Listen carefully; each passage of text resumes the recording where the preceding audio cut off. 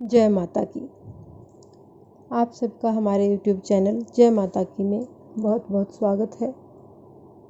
आज हम करेंगे भादव पद मास में आने वाली दुबड़ी आठे व्रत की विधि और उसकी कथा। उससे पहले यदि आप हमारे चैनल पर अभी नए आए हैं तो कृपा करके हमारे चैनल को सब्सक्राइब कर लीजिए और घंटी जैसे दिखने वाले बटन को भी दबा लीजिए ताकि आने वाली वीडियो की नोटिफिकेशन आप तक आसानी से पहुंच सके।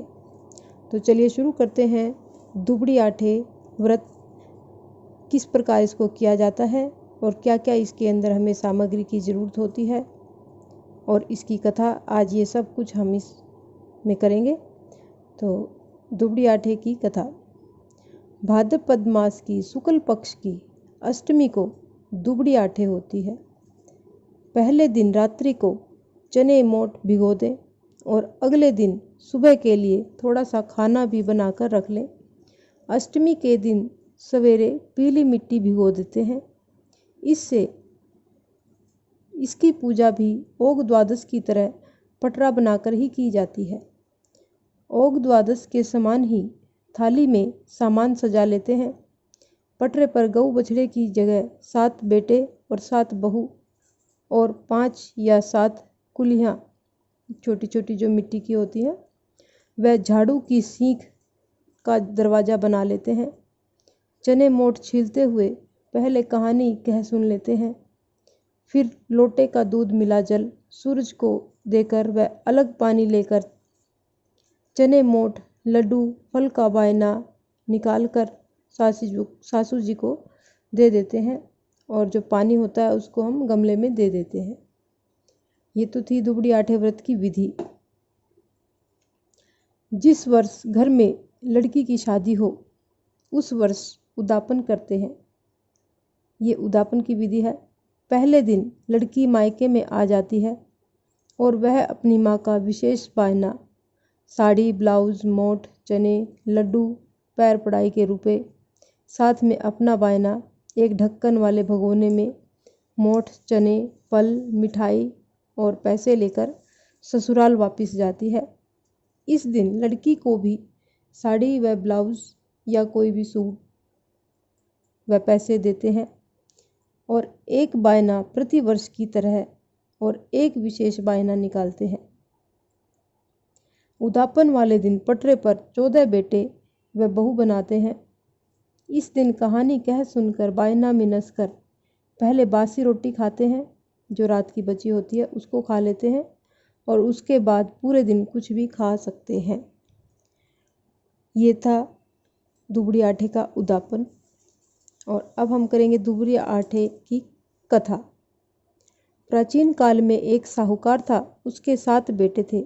वह अपने जिस बेटे का विवाह करता वही मर जाता। इस तरह से उसके 6 पुत्रों की मृत्यु हो गई। केवल सबसे छोटा पुत्र ही शेष रह गया। इससे साहूकार बहुत दुखी हुआ। कुछ समय बाद छोटे पुत्र के विवाह की चर्चा हुई और उसका रिश्ता पक्का हो गया। विवाह की तिथि तय हो गई। लड़के के विवाह में सम्मिलित होने पर जब लड़के की बुआ आ रही थी तो रास्ते में उसे एक बुढ़िया चक्की का आटा पीसती हुई मिली। लड़की की बुआ ने उसे सारी बात कह सुनाई। इस पर बुढ़िया बोली, वह लड़का तो घर से निकलते ही दरवाजे से दबकर मर जाएगा। अगर इससे बचा तो रास्ते में बारात रुकने की जगह पर पेड़ गिरने से मर जाएगा।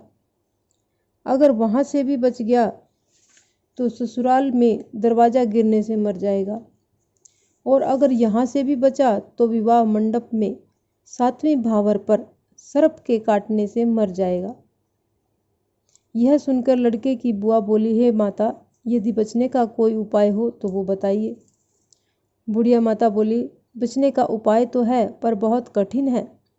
इस पर लड़के की बुआ बोली, आप बताएंगी तो उपाय किया ही जाएगा, आगे ईश्वर की इच्छा, पर प्रयास तो करना ही चाहिए। इस पर बुढ़िया बोली, जब लड़के की बारात विदा हो तो उसे पीठ पीछे दीवार फोड़कर निकालना। किसी वृक्ष के नीचे बारात को न रुकने देना। ससुराल में भी पीछे से दरवाज़ा फुड़वाकर जयमाला करवाना, यानी जो मेन दरवाज़ा है उस पर उसकी जयमाला नहीं करवाना, पिछला कोई दरवाज़ा हो तो उसको फुड़वाकर तब उसकी जयमाला करवाना। भावर के समय एक कटोरे में दूध रख लेना, एक तांत का फांसा बनाकर रख लेना। जब सांप आकर दूध पी ले तो उसे फांसे में फंसाकर बांध लेना। इसके बाद सर्पिणी आएगी, यानी सांपन आएगी। वह सांप को छोड़ने के लिए कहेगी, तब उससे अपने मृत 6 भतीजों को मांगना। वह पहले 6 मरे हुए तुम्हारे भतीजों को जीवित कर देगी। इस बात को किसी से न कहना, क्योंकि ऐसा कहने से वह सुनने वाले दोनों की ही मृत्यु हो जाएगी। यानी बुढ़िया माता ने कहा लड़के की बुआ को कि इस बात को सिर्फ अपने तक ही सीमित रखना है और किसी को नहीं बताना, नहीं तो दोनों की ही मृत्यु हो जाएगी, कहने वाले की भी और सुनने वाले की भी। इससे लड़का भी नहीं बचेगा, वह भी मर जाएगा। सारी बातें बताकर बुढ़िया ने अपना नाम दुबड़ी बताया और वो वहाँ से चली गई। सारी बातें सुनकर लड़के की बुआ घर पर आई। जब बारात जाने लगी तो लड़के की बुआ रास्ता रोककर खड़ी हो गई और बोली, मेरे भतीजे को दीवार फोड़कर पीछे से निकालो। ऐसा ही किया गया। तब लड़का सकुशल निकल आया। उसके घर से बाहर आते ही मकान के आगे का पुराना दरवाज़ा भरभरा कर गिर पड़ा। यह देखकर सब लोग हैरान हो गए और कहने लगे कि बुआ ने बड़ा अच्छा काम किया जो लड़के को बचा लिया। बुआ भी बारात के साथ जाने लगी तो सबने मना कर दिया और कहा कि महिलाएं बारात में साथ नहीं जाती हैं। पर लड़के की बुआ ने किसी की बात नहीं मानी और वह भी बारात में साथ चली गई।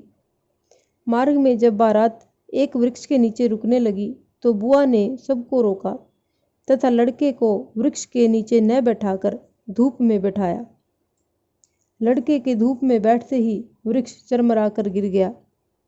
यह देखकर सारे बाराती बुआ की प्रशंसा करने लगे। पूरी बारात बुआ की अब तक की समझदारी से प्रभावित थी और सब बुआ का गुणगान कर रहे थे, इसलिए किसी ने भी उसकी किसी भी बात का कोई विरोध नहीं किया। जब बारात ससुराल पहुंची तो लड़के की बुआ ने लड़का तथा बारात का गृह प्रवेश पिछले दरवाजे से करवाया। ससुराल के घर में पिछले दरवाजे से लड़के तथा बारात के प्रवेश करते ही आगे का दरवाजा अपने आप भरभरा कर गिर गया। इस पर सब आश्चर्य करने लगे और आपस में कहने लगे कि यह सब बातें बुआ को किसने बताई। जब लड़के की भांवरे पड़ने लगे तो बुआ ने कटोरे में कच्चा दूध मंगाकर एक तांत का फांसा बनाकर रख लिया। जब लड़के की 7वीं भांवर पड़ने लगी तब सर्प आया। बुआ ने उसके आगे दूध कर दिया। जब सांप दूध पीने लगा तो बुआ ने तांत के फांसे में फंसाकर सांप को बांध लिया। इस पर सर्पणी ने उसकी भतीजे जीवित कर दिए और सर्प को अपने साथ लेकर चली गई। इस प्रकार साहूकार के 7 पुत्र जीवित हो गए। बारात सकुशल घर वापस आ गई। साहूकार के मृत बेटों को जीवित करने वाली उस अज्ञात दुबड़ी नाम की वृद्धा का नाम दुबड़ी आठे पड़ गया।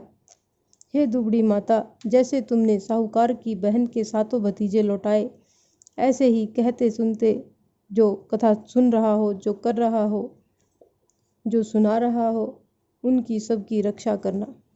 जय माता की। अगर आपको हमारी ये कथा पसंद आती है तो कृपा करके हमारे चैनल को लाइक कीजिए और सब्सक्राइब कीजिए। धन्यवाद।